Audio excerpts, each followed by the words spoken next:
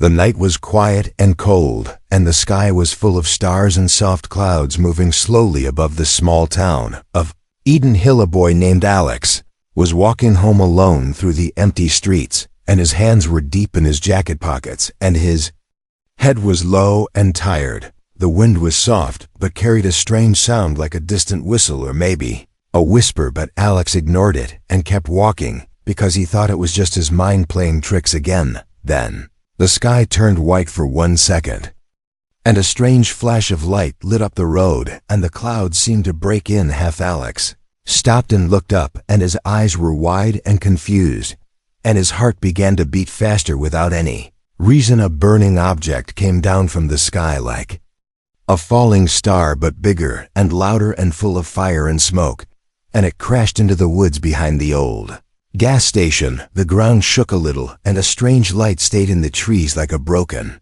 lamp still glowing. Alex ran to the spot and pushed through the bushes and branches, and the smoke smelled like hot metal and fire. In the middle of a small crater, there was a figure lying down, and it was not human. It was small and thin with silver skin and large blue eyes, and its arms looked weak and broken, and it wore a collar around its neck that blinked red. Alex was scared, but he could not move back because the alien lifted its head and looked at him. The voice that came from the alien was soft and strange, and it said, "I want you to be my master." Alex blinked and stepped back, and his heart was racing, and his mind could not understand what he had just heard. He said slowly, "What did you say?" The alien looked down and tried to get up, but it fell again and said, "Please take the bond. Take control, or they will find me and take me back." Alex was shaking now and said, "I am not your master. I am just a normal human." Alien looked into his eyes and whispered, "Then hide me before they come, because they are coming now, and they can smell my fear." Alex heard a sound in the sky like a machine with wings, and he saw red lights moving through the clouds above the trees. Alien crawled toward him and held something out, and it looked like a small crystal glowing blue. "This is the key, the bond stone. Only you can use it because you are human, and that is the law." Alex touched the crystal without thinking, and it turned white in his hand, and the collar on the alien's neck stopped blinking. The alien gasped and said, "You took the bond. Now they cannot trace me for a little time." Alex said, "I did not agree to this." The alien said, "You already have, and now you must protect me because you are my master in name, but I do not want chains. I want to be free." Alex looked around and saw 3 shadows landing in the trees and strange robotic shapes moving through the smoke. The alien said, "You have no choice now. If they find you with me, you will die too." Alex grabbed the alien and helped it stand, and he looked for a way out through the back fence behind the gas station. The alien whispered, "My name is Lee, and I escaped from a place where people are owned and bought and sold like tools." Alex said, "No one should be a slave." Lee looked at him with wet eyes and said, "Then prove it." They ran through the back alley, and lights flashed behind them, and strange voices in an unknown language echoed in the dark. Alex found an old cellar door under a burned barn and pulled it open and helped Lee crawl inside. He followed her and closed the door, and everything went quiet except for the sound of breathing and the soft hum of the crystal still glowing in his hand. Alex looked at the small creature beside him and saw fear, pain, and something else, hope.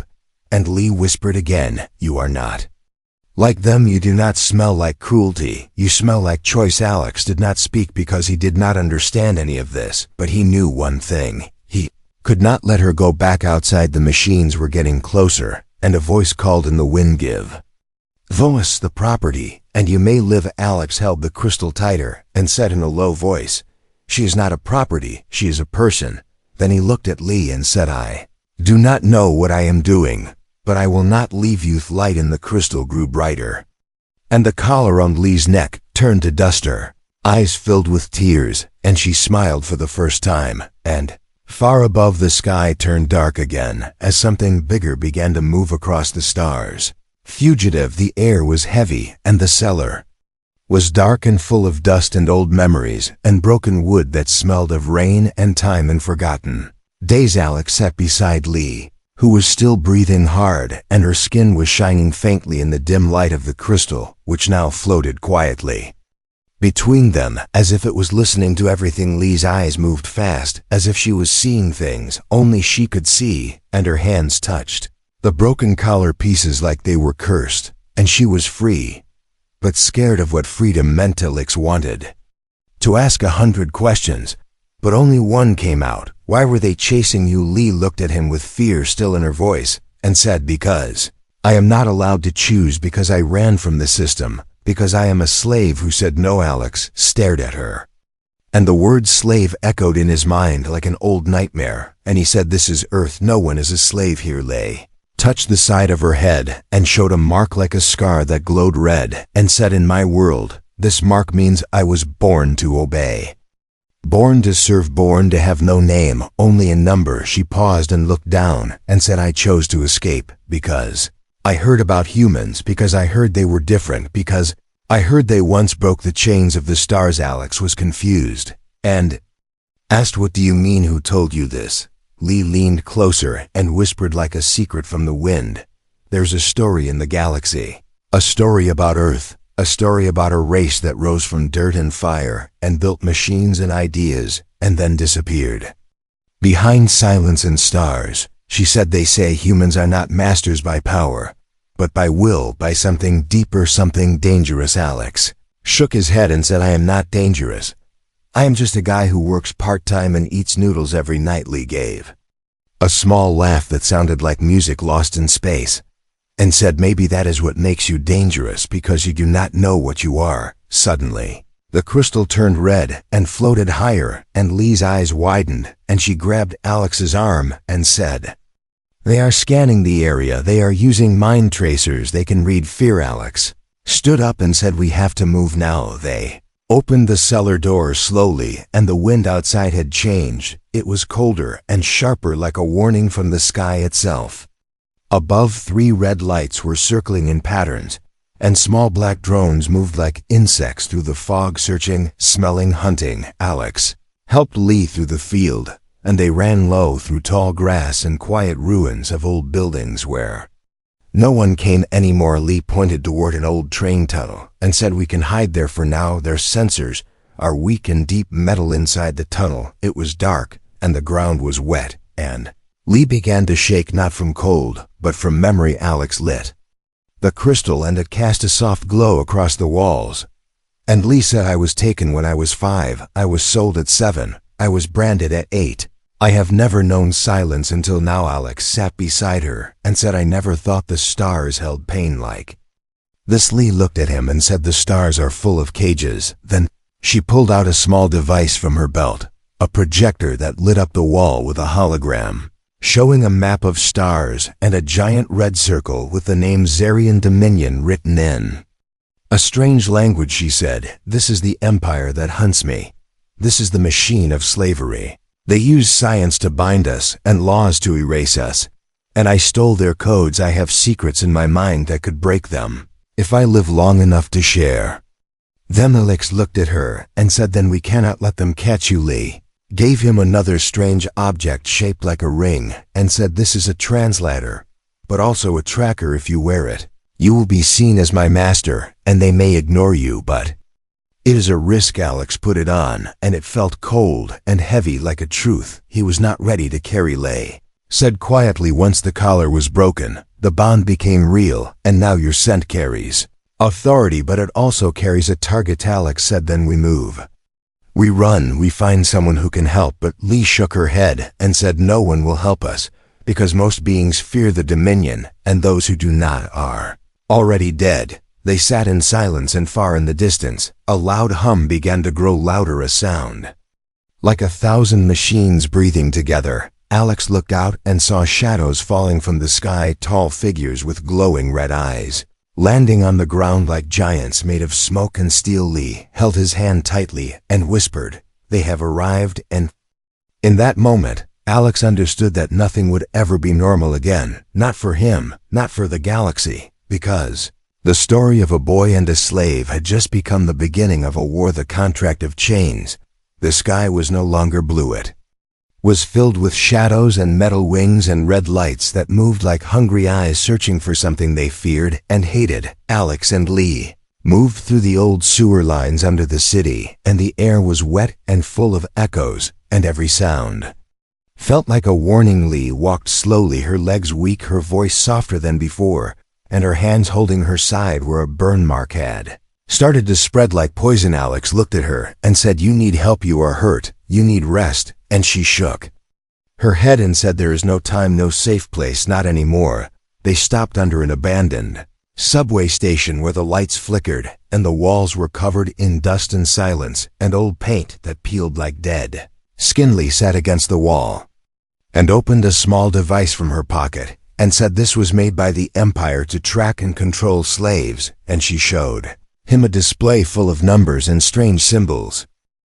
She said, "Every slave is connected to a master, every order is recorded, every movement is seen, every choice is not ours." Alex asked, "How do we stop it? How do we break the system?" And Lee looked at him and said, "The only way to break it is to change the bond, to rewrite the code, to give a new meaning to the word master." She pulled out another crystal, this one dark purple and shaped like a flame, and said, "This is a contract crystal. It is used to transfer the chain. It is ancient. It was banned long ago because it gives the slave a voice." Alex looked at the crystal and then at her and said, "Are you asking me to take control of you?" Lee looked into his eyes and said, "No, I am asking you to take the chain, not for power, not for control, but to protect, a shield to fight back." She placed the crystal between them and said, "Once this bond is formed, your life will be marked.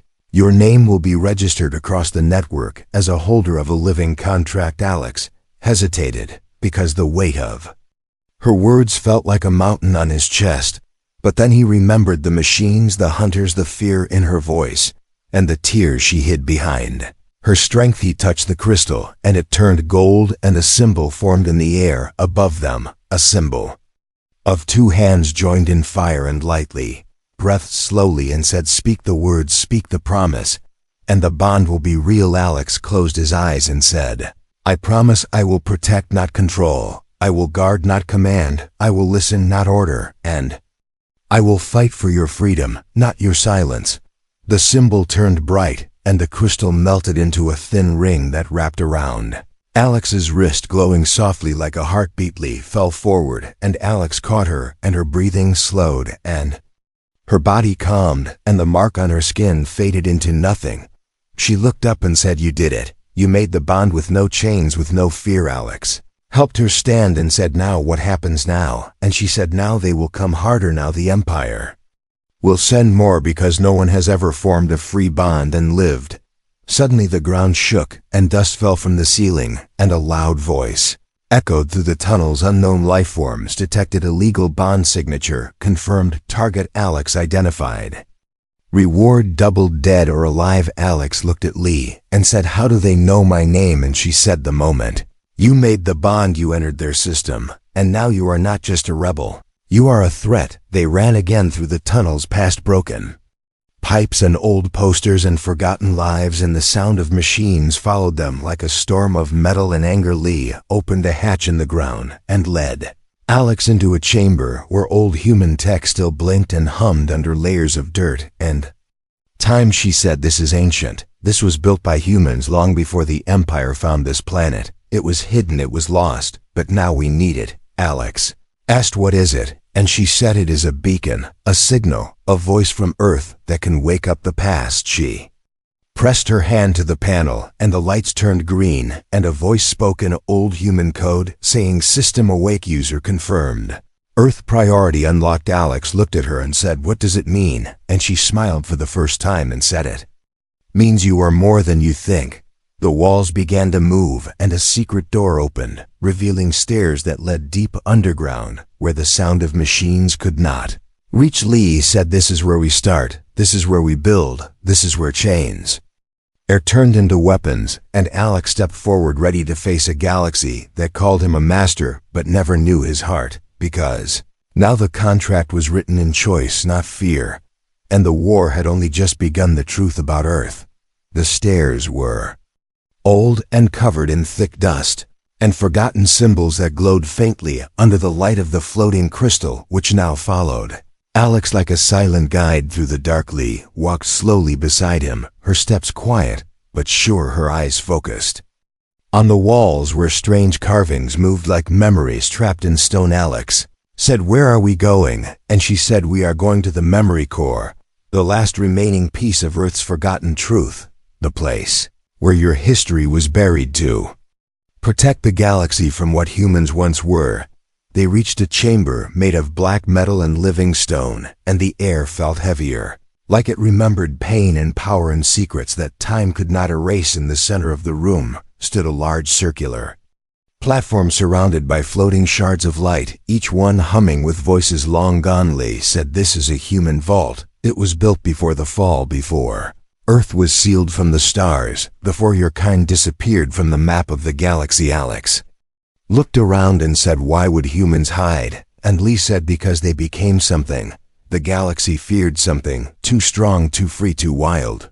She touched one of the shards, and it lit up with an image of a man standing tall in a ruined city, his eyes burning with light, and his voice calling out to machines that rose from the ground to follow him. This was Commander Ares, the last general of Earth. He led the revolt against the Xerian Dominion 2,000 years ago, when humans still roamed the stars. Alex watched as more shards activated, showing battles across moons and planets, where human voices led armies, not with control, but with belief. He said, "I do not understand. How did we lose? How did we vanish?" And Lee said, "You did not lose. You walked away. You chose silence over destruction. You chose to disappear, because winning would have meant burning the galaxy." The platform in the center began to rise, and a sphere of energy formed above it, and a voice spoke in an old human tongue that Alex somehow understood, as if the words were waiting inside him. Voice said, "Human signature detected. Welcome, bearer of the free bond. You have awakened the archive of Earth." Lee looked at Alex and said, "You were never meant to be normal. Your DNA carries command code. Your presence wakes machines. Your spirit bends systems that were never designed to hold you." Alex stepped forward, and the sphere showed him images of Earth before the silent cities, full of light, children flying through the air, machines singing with nature, and voices that echoed across stars. He said, "Why was this hidden?" And the voice replied, "Because peace required silence, and silence required sacrifice, and the galaxy feared the return of the master race." Lee said, "Not master by chains, not master by force, but master by freedom and the courage to say no." Suddenly, the chamber shook, and the light dimmed, and red flashes appeared in the air, like sparks of danger. "They found us," whispered Lee, and the voice said, "Emergency mode activated. Exit tunnel opened. Countdown initiated." A part of the wall opened, revealing a long tunnel filled with blue lights and old machines that powered up. As Alex passed by, Alex grabbed a glowing cube from the platform and said, "What is this?" And the voice replied, "This is the key to Earth's defense grid, the last gift of your kind, the final firewall against the Dominion." Lee touched the cube and said, "With this we can awaken other vaults across the galaxy." Humans left many behind to wait for the right one to return. They ran through the tunnel, and behind them, the vault collapsed into silence again, hiding its truth from those who were not ready. Outside, the air was colder, and the sun was setting behind clouds that looked like metal wings, and the sound of engines filled the sky. A large ship was landing nearby, and figures stepped out wearing armor marked with the symbol of the Xerian eye, a symbol of ownership and fear. Lee pulled Alex into the shadows and said, "They must not get the cube. If they do, the Dominion will use it to twist your history into a weapon of control." Alex looked at the ship and said, "I will not let them take what is ours. I will not let them erase what we were." He stepped forward and held the cube high, and the ground beneath his feet began to glow with ancient lines that pulsed like veins of fire. Soldiers stopped moving, their weapons dropped, and the machines around them froze like statues made of rust and silence. Lee said, "They cannot move, because the Earth code is rejecting them. Your presence is rewriting their orders. Your will is stronger than their system." Alex said, "Then we fight not just to survive, but to remember, to awaken the rest of the truth hidden across the stars." Lee smiled and said, "The Dominion made one mistake. They thought humanity was lost. They never understood that silence is not surrender, and as the sky turned red and the wind howled across the broken land, a new chapter began, one that was written not in fear, but in fire. The hunters arrived. The wind was louder now, and the clouds moved faster, like they were trying to run from something too heavy, too dark, too ancient to name. Alex stood on the broken hill holding the cube in one hand and the crystal in the other, while Lee stayed close behind her, breath sharp, her eyes glowing with fear and fire. From the sky came the ships, shaped like blades, with lights that flickered like angry eyes and sounds that shook the bones of the earth itself. The hunters had arrived, and they were not machines or men, but something in between, something built to chase, something born to obey, something created to kill without asking. While Lee whispered their name in a language not meant for humans, and the sound made the grass around her curl like it had heard the word before. Alex did not move, his feet planted in the dirt, his heart beating like a war drum, his fingers tight around the cube that now pulsed like a heart made of stars. The first hunter stepped forward, tall and silent, wrapped in armor that shifted like liquid shadow, its face hidden behind a silver mask shaped like a wolf without eyes. Its voice was not a voice, but a wave inside the head saying, "Human unit, surrender the relic, and the fugitive or be erased from this place." Alex said nothing, but the cube answered with a low hum, and the air bent around him like the world had decided to listen. Lee raised her arm, and the bond crystal glowed, and a shield of blue light formed around them, not strong but alive, moving like it wanted to protect, not block. More hunters came from the ship, each one different in shape, but the same in purpose, and behind them walked a figure taller than all, with 4 arms and a crown of metal thorns, and a voice that burned like fire soaked in oil. "I am Varnock," said the figure, "and I am the enforcer of the Dominion, and I come not to ask but to take." Alex looked into the face of this monster and said, "You fear us because we remember, because we wake the past you buried, because we speak when you command silence." Varnock laughed without joy and said, "We do not fear, we cleanse, and you are dust pretending to be flame." Then he raised his hand and the ground shook, and the hunters charged with steps that cracked the stones and voices that tore the wind into shreds. Alex stepped forward, and the cube lit up, and the lines on the ground glowed with the light of old Earth technology, and the machines hidden beneath the soil answered his call. Towers rose from the ground like bones of titans, and energy flowed through them, and beams of light shot into the air, creating a dome that covered the entire valley. Lay shouted, "This is the awakening. This is the protocol of return. This is Earth's answer to the hunters." Hunters slammed into the dome, and sparks flew, and the air screamed, and Varnock raised both arms and sent a wave of red energy that cracked the shield like glass under thunder. Alex fell to his knees, but the cube floated above him, spinning faster and faster, until it burst into a map showing dozens of vaults across planets, across systems, across forgotten skies. Lee pointed and said, "They were never meant to win by fighting. They were meant to spread the seed, to awaken the others, to remind the stars what humans really are." Alex stood again and said, "Then we run not in fear, but in purpose. We must reach the others." He held the cube to the sky, and a beam shot upward, and a code was released, like a song, like a scream, like a memory. Varnock roared, and the hunters grew more wild, breaking through the edge of the dome, their claws dragging fire behind them, their eyes blind with rage. Alex turned and grabbed Lee's hand and ran toward the old transport hidden beneath the hill, a vehicle once used by Earth scouts, now humming with new life as if waiting for this moment.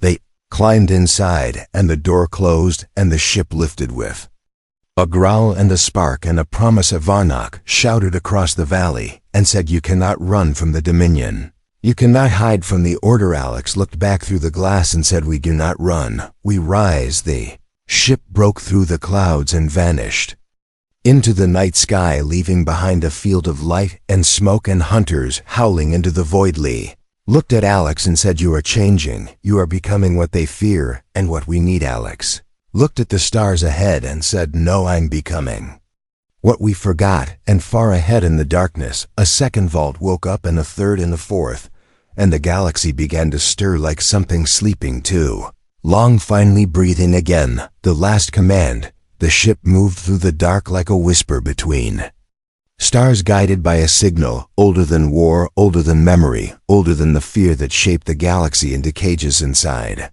The cockpit. Alex stared at the map, now glowing across the glass, like a constellation of truth and pain, each point a vault, each vault a piece of what humanity once was. Lee stood beside him, silent, her hands resting on the console, her face calm, but her eyes filled with a storm that never slept.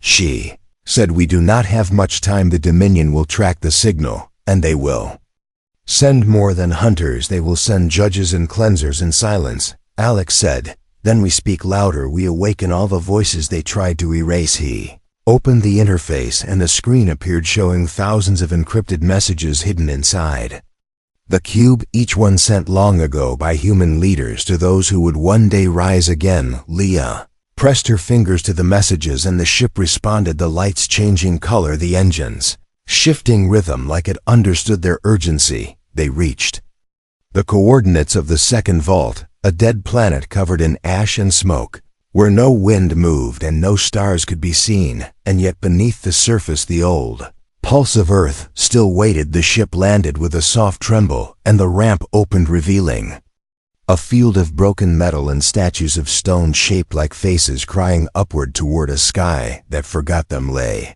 said this planet was once a refuge for rebels, but it was destroyed by the Dominion when they found out the humans had left behind a core here. Alex walked forward, holding the cube, and the earth opened like a wound, and stairs formed from the dust, leading them down into a vault buried in sorrow. The inside was silent, but not empty. Walls covered in writing, walls covered in memories, walls that spoke without sound. At the center stood a chair made of wires and bone and light, waiting for a command, waiting for a voice, waiting for someone not afraid to choose. Lee said, "This vault is different. This one does not just awaken, it listens.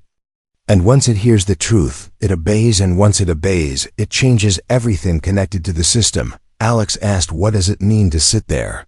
What does it ask in return?" Lee looked away and said, "It asked for the truth, not the one you speak, but the one you are." Alex sat down, and the wires wrapped around his arms and chest and head, not like chains but like roots searching for the soil they came from. A voice filled the room, calm and cold and clear. Name Alex, origin Earth, status free, bond bearer, purpose to awaken the forgotten, to protect the lost, to end the chain.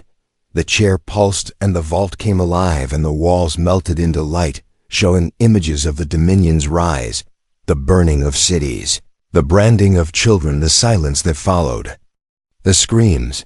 Then the light changed and showed Earth before the fall, green skies, oceans in the clouds, machines dancing with trees, people laughing without fear. Alex whispered, "I want that world again, not for me, not for power, but for those who never saw it." The vault answered, "Command accepted, last sequence unlocked, full access granted." Lee turned as the entire room began to vibrate, and thousands of drones powered up from beneath the floor, ancient human machines, each one armed, each one silent. Until now, the voice said, awaiting last command. Alex stood from the chair and said, "Spread the truth, unlock all vaults, transmit the history, break every Dominion signal, rewrite the order in every system." The drones lifted into the air and vanished into tunnels leading across the galaxy, silent messengers carrying the voice of Earth.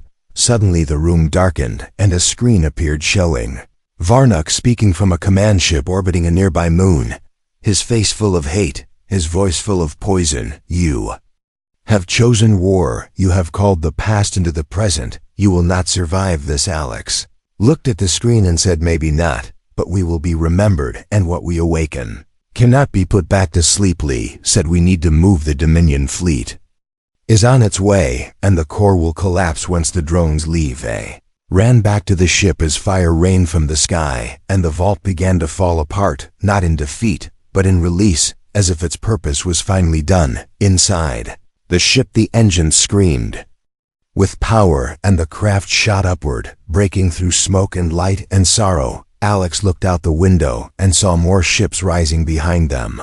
Rebel fleets, human tech stolen and hidden, and now answering the old call. Lee turned to him and said, "You are no longer just a master, you are a signal.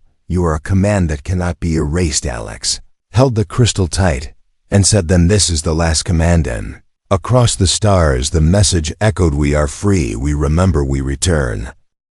The master who freed all the stars were no longer still, they were moving with purpose like rivers of light, flowing toward a voice that had been silent for too long, and now refused to sleep.